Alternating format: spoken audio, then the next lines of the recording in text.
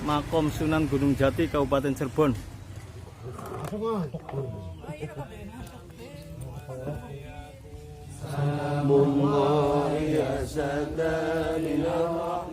Wabarakatuh. Alhamdulillah pada hari ini, saat ini Kang Wajlam berada di Makom Sunan Gunung Jati, Cirebon. Alhamdulillah pada saat ini tadi barusan Kang Wajlam dan jamaah yang dipimpin beliau Syekh Muhammad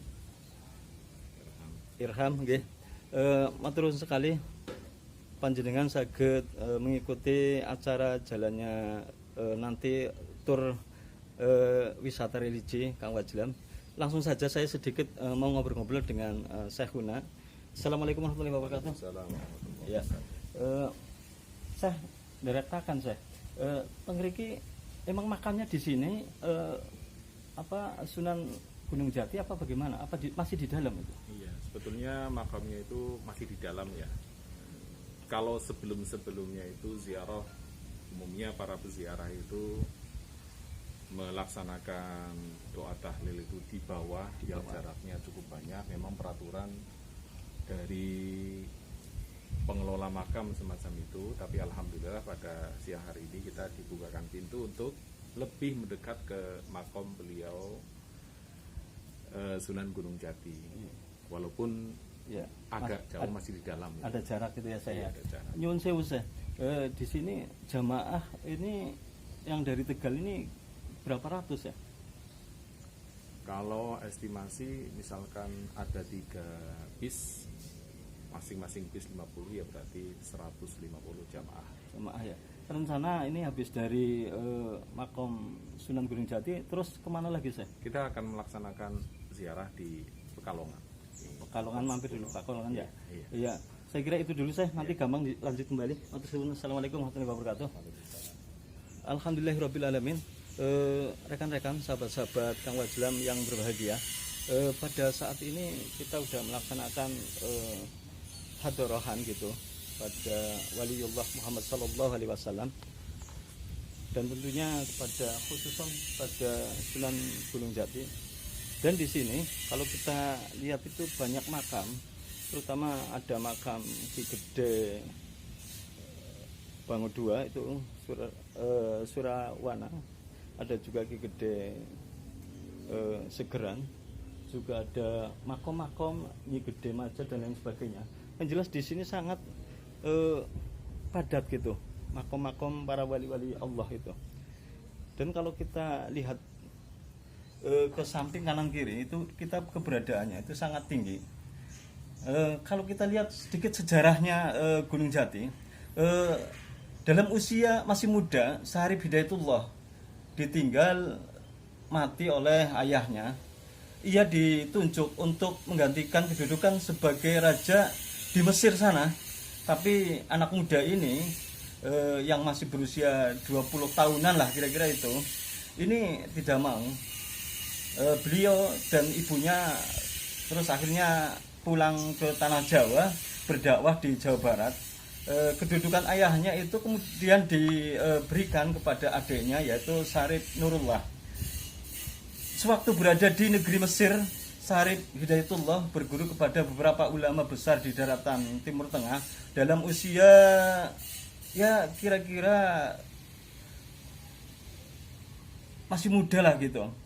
Dan kepada beberapa ulama yang daratan Timur Tengah dalam usia yang sangat muda, itu leluhur yaitu Jawa juga, itu ia tidak merasa kesulitan setelah nyampe ke Jawa sini melakukan dakwah gitu.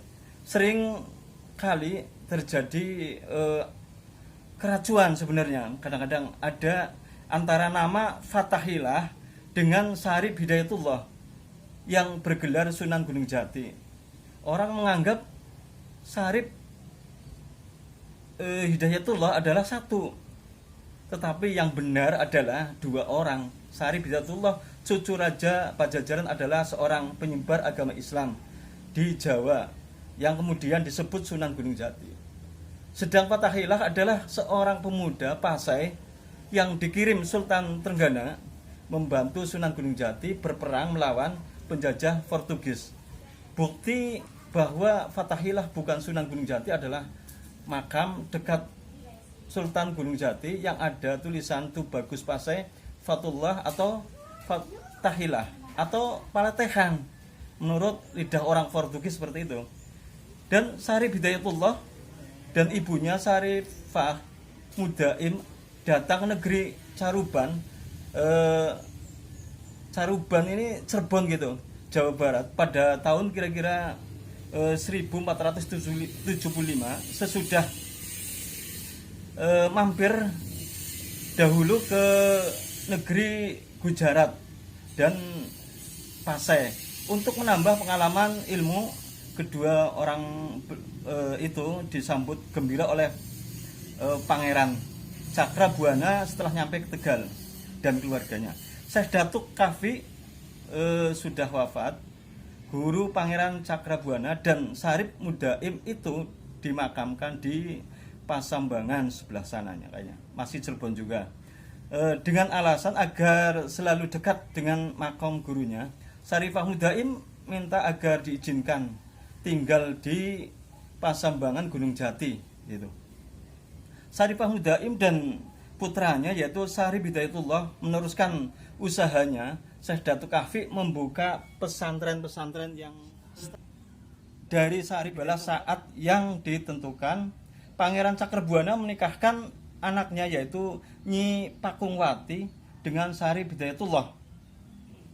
Selanjutnya yaitu pada tahun 1479 kekuasaan negeri Caruban kepada Syarif Hidayatullah dengan gelar susunan, artinya orang yang dijunjung tinggi. Disebut pada waktu pertama pemerintahannya Syarif Hidayatullah berkunjung ke Pajajaran untuk mengunjungi kakeknya yaitu Prabu Siliwangi. Sang Prabu diajak masuk Islam kembali tapi beliau Prabu Siliwangi tidak mau. Meski Prabu Siliwangi tidak mau masuk Islam, dia tidak menghalangi perjuangan cucunya menyiarkan agama Islam di wilayah Pajajaran atau Jawa Barat. Masjid Agung Sang Cipta Rasa dibangun pada tahun 1480 atas prakasa Nyi Ratu Pakungwati atau istri Sunan Gunung Jati. Dari pembangunan masjid itu melibatkan banyak pihak, diantaranya Wali Songo dan sejumlah tenaga ahli yang dikirim oleh Raden Fatah. Sunan Gunung Jati wafat pada tahun 1568 dalam usia 120 tahun, sangat sepuh sekali, bersama ibunya. Dan Pangeran Cakrabuana beliau dimakamkan di Gunung Sembung. 2 tahun kemudian wafat Kiai Bagus Pasai. Fatahillah dimakamkan di tempat yang sama. Makam kedua tokoh berdampingan tanpa diperantai apa. Dan saya kira rekan-rekan, sahabat-sahabat Kang Wajlan, syair sedikit. Sunan Gunung Jati wali Cirebon, asmane kondang nganti tekan Ambon, santrine nyebar nganti Cilegon, Baduy Melayu menyang ujung kulon. Di antaranya syairnya seperti itu. Saya kira itu dulu dari Kang Wajlan. Wabillahi taufiq wal hidayah. Wassalamualaikum warahmatullahi wabarakatuh.